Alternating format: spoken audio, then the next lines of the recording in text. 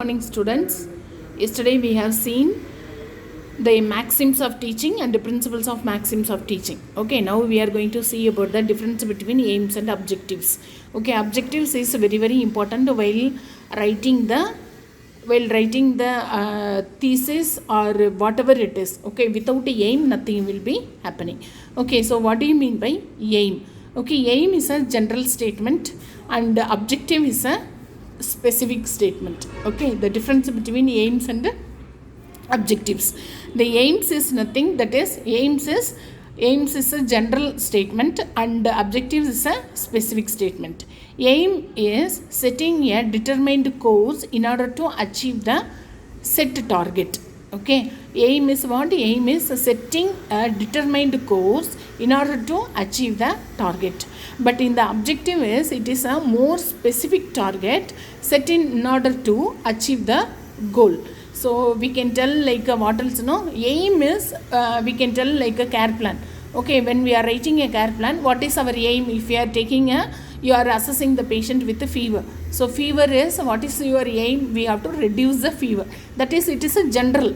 Okay, it is a general. What is your objectives? Okay, objectives is we have to make the patient to get rid from the fever. So it is a, we are considering that is a specific objectives, and here it is aim is it is a general objective. Okay, it is a aims is usually long term. Okay, it is a long term. So long term in the sense when the patient got admitted with a fever. So we are doing when the patient got discharged, till that it will be go through the aim. But in the objective is now the patient is having fever. So fever we have to reduce. So that is it is a short term. That is a specific goal we are doing. That is a objectives. Okay, formulating of objectives. Education objectives are the statement of those changes in behavior which are decided as a result of specific teaching learning activity or speech or otherwise specific teacher learner activity. Okay, once again I will tell you, educational objectives are the statement of those changes in behavior which are decided as a result of specific teaching learning activity or specific teacher learner activity.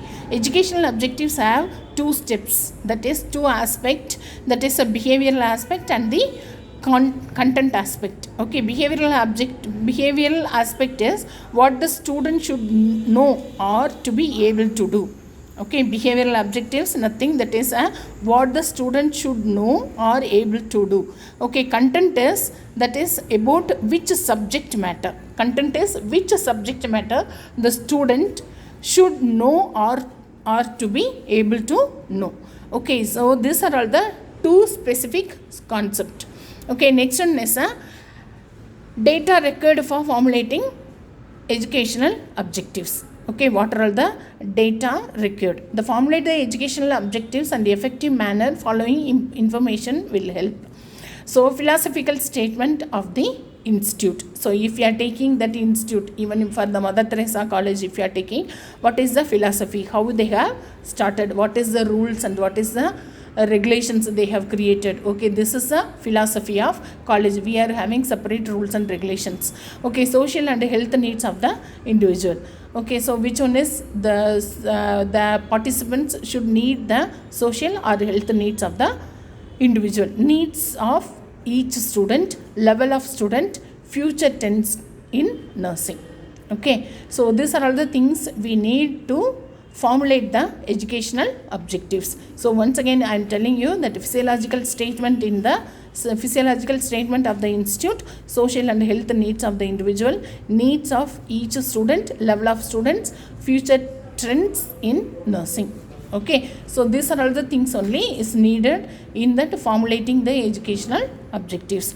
Then criteria for the selection of statement of objectives. So criteria more is there. Okay, so around 10 to 15 objectives are there. Objectives have the stated in terms of the desired changes in behavior and the area of content through which behavior is to operate. So whether if the student, so each persons are unique. So when how we have to approach, so how we are approaching and what the objectives we are achieving. Okay, objectives have to be stated in the form of which makes them most helpful in selecting the learning experiences by guiding the activity of teacher. Okay, the next one is the desired changes in behavior and the content area should be in consistent with the accepted educational objectives. The objectives should be attainable and practical and to be specific simulation. Okay, the objectives selected should be worthwhile, contributing both to social needs and to improvement. Okay, the objectives selected should be socially worthwhile, contributing both to social needs and the improvement. Okay, objectives selected should be related to the needs of the ability of student. Okay, then next one is the objective for each unit or course should be contribute to the total development of the individual. So when you have studied first year, so how much you know that knowledge. So when you are coming to second year, you are little matured, and third year you are on 75% matured, and when you are completing your fourth year, you are a full-fledged nurse. So how much the changes it's bringing to the society. Okay, then objectives should serve the motivating force for both the student and the teacher. The objectives should be, so the teacher should be assess whether we are whether we are achieving the objectives. The student should know that whether we are getting motivated through words of the teacher. Okay, so this is, then objective selected should be accepted by the teacher and the student. The objective should be selected by the student and the teacher. The objective should be selected and developed cooperatively with the teacher and the student. Okay, the objective, educational objective, what is our goal is for we have to take the classes, and what is your goal is you have to sit and study. Okay, so when we are keeping an internal assessment, when we are keeping a model test, when we are keeping that internals examination, so through that we are assessing you, and according to that we are giving the internals. Understood? Okay, then next one is objective have to be stated by making it possible to maintain continuity, sequence, correlation and learning activities. Objectives should not be too specific or detailed so that they will permit flexibility and adaptability by the teacher and the student. It should not be too lengthy, and it's not making a too specific and detailed that. If it is going to detailed, so we are telling that is you have to write the case book.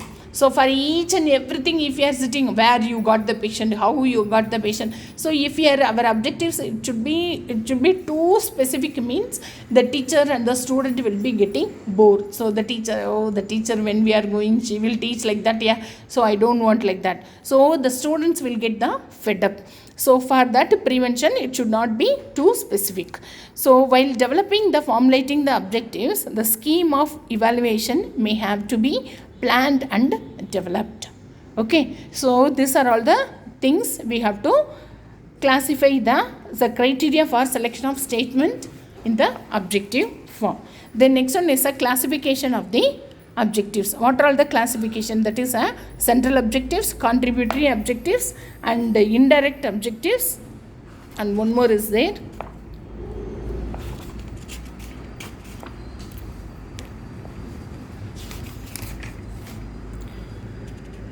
Steps. Okay, that's all.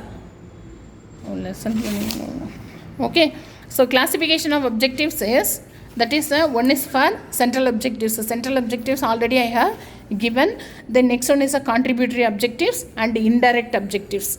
Indirect objectives is a cumulative record, we can tell, and the contributory objectives is going to the clinicals, we can tell, and central objectives is you have to complete your course.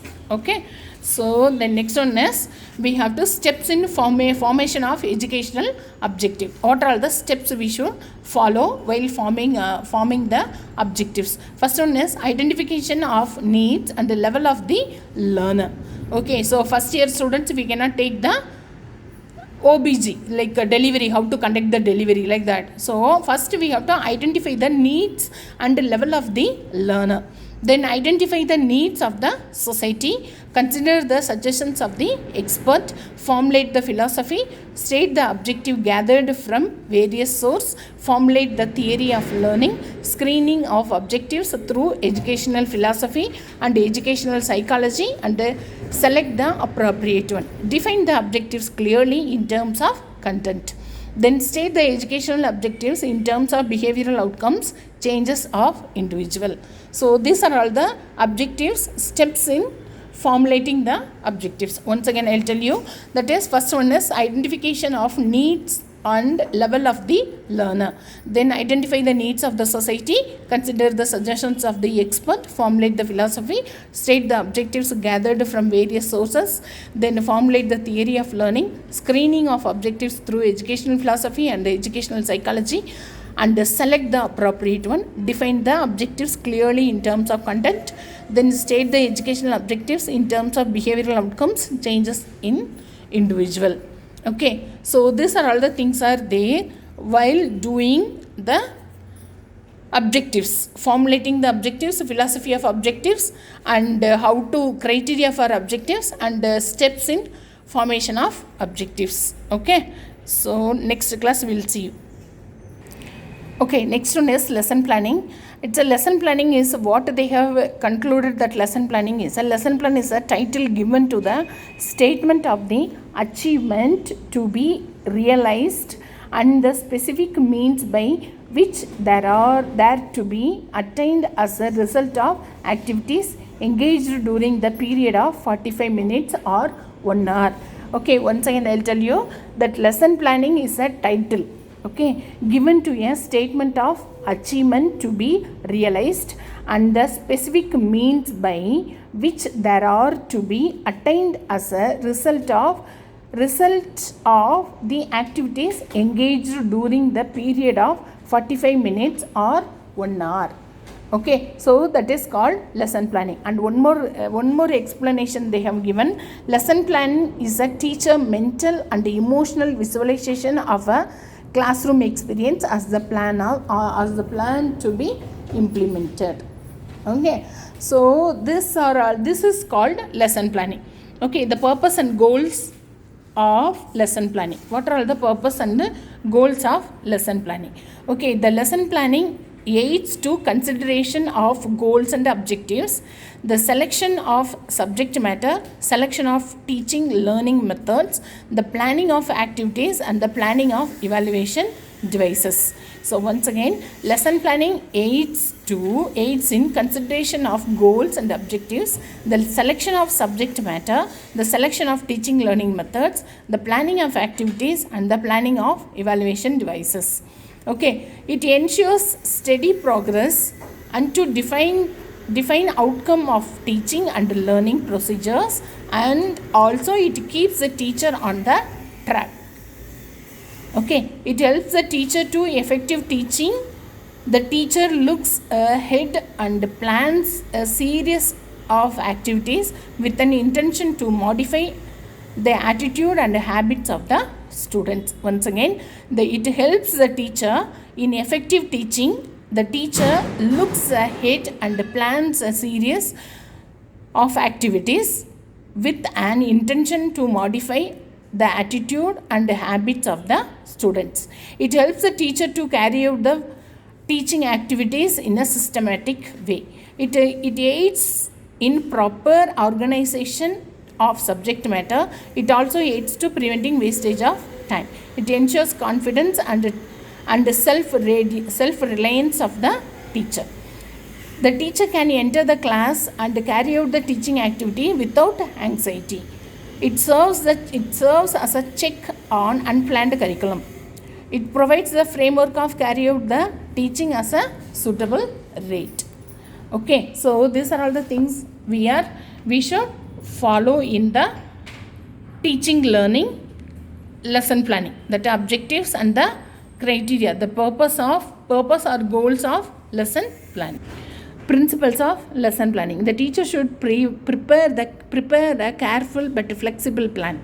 The lesson plan must be used as a guide to the teacher. The teacher must be fully conversant with the new methods of new methods and techniques of teaching nursing. The teacher must have mastery and the adequate training in the topic from which the subject matter has been selected for the certain lesson. Okay, different teaching learning methods have to be employed while teaching instead of adhering the single method. The teacher must know his students thoroughly and organize the materials in the psychological rather than merely a logical fashion. Okay, the teacher must be ensure active student participation. So these are all the main thing we should follow while writing the principles of lesson planning. So once again I'll tell you, the teacher should prepare a careful but flexible plan. The lesson plan must be used as a guide for the teacher. The teacher must be fully conversant with the new methods and techniques of teaching nursing. The teacher must have mastery of adequate training in the topic from which the subject matter has been selected for the certain lesson. Different teaching learning methods have to be employed while teaching instead of adhering a single method. The teacher must know his students thoroughly and organize the materials in a psychological rather than merely a logical fashion. The teacher must ensure active student participation. Okay, steps to be followed while writing the lesson plan.